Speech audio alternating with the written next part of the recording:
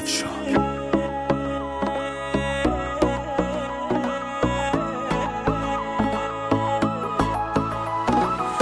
لحظی کاش کمی صبر کنی به خاطر من، مرهم حال دلم باش طبیب ماهر من. من به قربان تو و حالت جذاب نگاهم، مبتلای تو هم و باختم دل به نگاهت.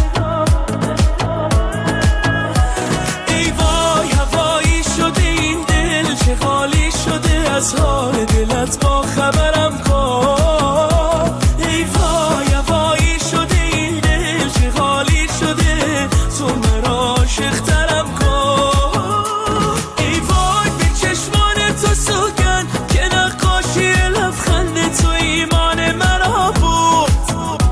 ای وای ببین برق نگاهت، آن صورت ماهت، چه بلایی سرم آورد.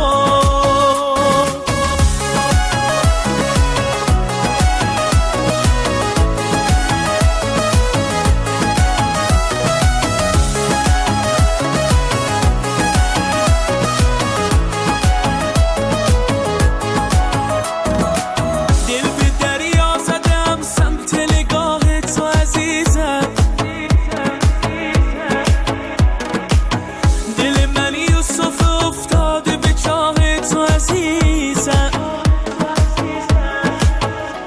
من در طلب یار و تو دل دارو، چه تقدیر قشنگی، من باشم و تو باشی و ای وای چه تصویر قشنگی. ای وای هوایی شده این دل، چه خالی شده از حال دلت، با خبر